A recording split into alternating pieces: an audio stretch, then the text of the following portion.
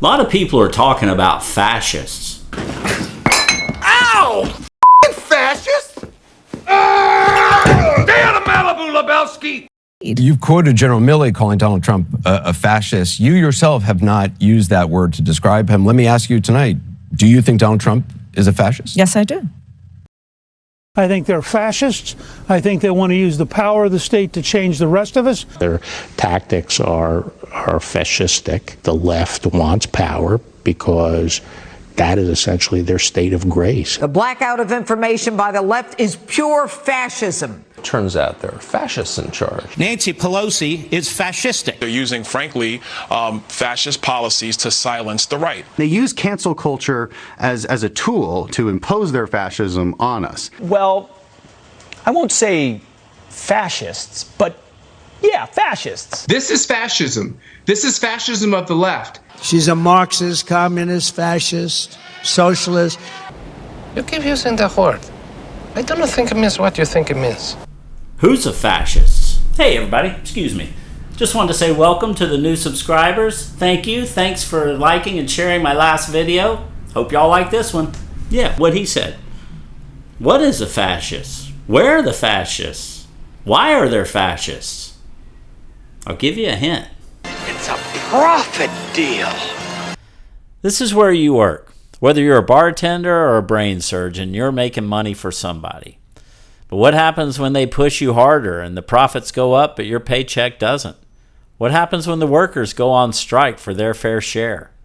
Does the boss sit down and negotiate with you? Or call some thugs with clubs? Or the cops? We get the terms left and right wing from the French Revolution. The people who sided with the king sat on the right, and the reformers sat on the left. Today it's about the same, with business interests on the right and workers on the left. Karl Marx looked at Ebenezer Scrooge and thought, how can I convince this greedy capitalist to change his ways and be more generous with his workers without the benefit of three ghosts? His answer? To warn him that if he doesn't, they might take over the factory. And communism was born. Over time, it grew popular as workers all over the world united. When they went on strike, business owners would hire thugs or Pinkertons to break the strike. Sometimes the police or army would help, like in the Great Upheaval of 1877. This is unregulated capitalism, and this is how it went in America for many years. If you guessed that a country built by slaves and indentured servants had no workers' rights, you'd be right. They didn't always use clubs. In the Triangle Shirtwaist factory, they just locked the doors to keep the workers from taking smoke breaks. 147 women died when a fire broke out. In Russia in 1919, the workers won. Seeing this frightened business owners all over the world, and they used their money and influence to push their agenda, to curtail workers' rights, and fascism was born. And fascists hate communists like Wile E. Coyote hates the Roadrunner, and they'll use everything in the Acme catalog to stop them. Beware of the dark side. Anger, fear, aggression. The dark side of the force are they. Easily they flow, quick to join you in a fight. If once you start down the dark path, forever will it dominate your destiny. Consume you it will. All these men use anti-communism to rise to power in Europe in the 1930s. Benito Mussolini said that fascism should be called corporatism because it's when the demands of the state merge with the demands of corporations. Woody Guthrie defined it as capitalism plus murder. It was popular in America, with people like Charles Lindbergh and Henry Ford openly singing its praises. The Depression was raging, people were starving, and they were fighting back, like the Bonus Army. In 1932, 30,000 World War I veterans and their families camped out on the White House lawn. They were pleading for a bonus they had been promised for fighting in the nation's most horrific war to date, to be paid in 1945, 13 years away and 26 years after the war ended. Smedley Butler, the most decorated Marine in U.S. history, spoke at the event. Makes me so damn mad a whole lot of people speak of you as tramp. By God, they didn't speak of you as tramps in 1917 and 18. No. Let me tell you something. I've been all over the world. I've seen you fellas on the streets in Washington. There isn't this well-behaved group of citizens in the world that's sitting right in this camp. Take it from me, this is the greatest demonstration of Americanism we've ever had. Pure Americanism. Willing to take this beating as you've taken it. Stand right steady. You keep every law. And why in the hell shouldn't you? Who in the hell has done all the bleeding for this country and for this law and this Constitution anyhow but you fellas? President Hoover responded by sending in the army. General Douglas MacArthur, fearing a communist revolution was underway, disobeyed Hoover's orders for restraint and deployed tanks, tear gas, and bayonets to drive the veterans and their wives and children away. Future World War II heroes like George Patton and Dwight Eisenhower were there. Patton led the cavalry charge while Eisenhower tried to stop MacArthur from using excessive force. Franklin Roosevelt changed everything with the New Deal. Social Security to protect the old child labor laws that moved kids from factories into schools, and new rights for workers, like the right to form a union without getting beaten. Some rich, powerful men in America hated it and tried to stage a coup. They approached Smedley Butler, and he took the matter to Congress. I appeared before the Congressional Committee, the highest representation of the American people, under subpoena to tell what I knew of activities which I believe might lead to an attempt to set up a fascist dictatorship. The plan as outlined to me was to form an organization of veterans, to use as a bluff or as a club at least, to intimidate the government and break down our democratic institutions.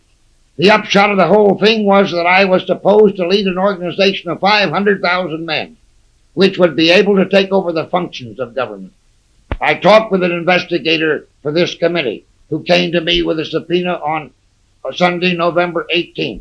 He told me they had unearthed evidence linking my name with several such veteran organizations.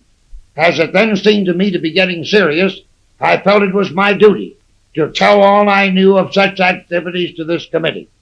My main interest in all this is to preserve our democratic institutions. I want to retain the right to vote, the right to speak freely, and the right to write. If we maintain these basic principles, our democracy is safe. No dictatorship can exist with suffrage, freedom of speech, and press. Roosevelt was called a communist, as were labor unions, Martin Luther King, and countless others. If you're seeing a pattern where anytime people pull together to help the working class, they're labeled a communist or socialist, you're catching on. The rich want your money, and they don't want to pay taxes on theirs.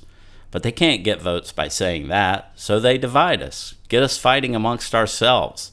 That's how we lose our power and they take our rights.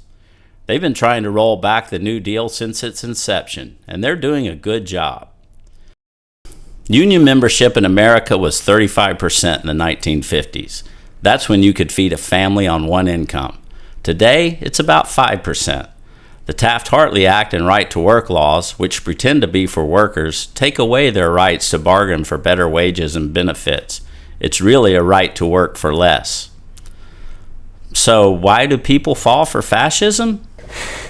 Is the dark side stronger? No. But easier, more seductive. The fascist playbook needs you to feel afraid of immigrants, change, people who don't look like you or love like you. But here's the thing. When you're gone, your body will still be here. That's not you. That's why you don't feel your age, no matter how old you are. Your soul doesn't have a gender or care where borders are. It's eternal. You are the light, not the bulb. I would not say that I am enlightened. Far from it. But I used to sit next to a kid who was in school, and I studied him. Here's what I learned. You grow up and figure out what you think, how you feel, who you are. Start thinking that you're the lead character in a movie about your life. Come to find that you're a bit player in a few other lives and an extra and many more. If you're lucky, you see yourself as a drop of water in the ocean. And then the final step. You know that you are the ocean. I'm still working on that one. Fascism depends on a divided population where everyone thinks they're the main character, surrounded by bad guys. They're given a charismatic leader and a sexy backstory, motivated by vengeance, sexism, racism, anger, and fear. But I think maybe that's the mustard and onions hiding the turd in the sandwich. What they really want is your money and power, and they know they can't get that with the truth. They have to appeal to your emotions and insecurities so they can take your future. So, to simplify, if the workers take over, that's communism. If the boss can hire thugs to beat them into submission, that's capitalism. If he shares the wealth with them, that's socialism. And if he calls the cops, that's fascism. Capitalism with a gun and a badge. Mr. Treehorn tells us that he had to eject you from his garden party, that you were drunk and abusive. Mr. Treehorn treats objects like women, man. Mr. Treehorn draws a lot of water in this town. You don't draw Lebowski. Is the call from the fascists coming from inside the house? How can we fight back? Tell stories, make art, write songs, bake cookies, share videos, talk to your friends and neighbors about what this country stands for. We're going to have to get ready for a long, hard fight and get educated and organized because they are. But what do you think? Let me know in the comments how you define fascism and how you think we can fight it. Please like and subscribe and share. I'm George Hobbs. Thanks for watching. Well, I'm going to tell you, fascists, you may be surprised. People in this world are getting organized. You're bound to lose. You fascists bound to lose. Woo! All you fascists bound to lose.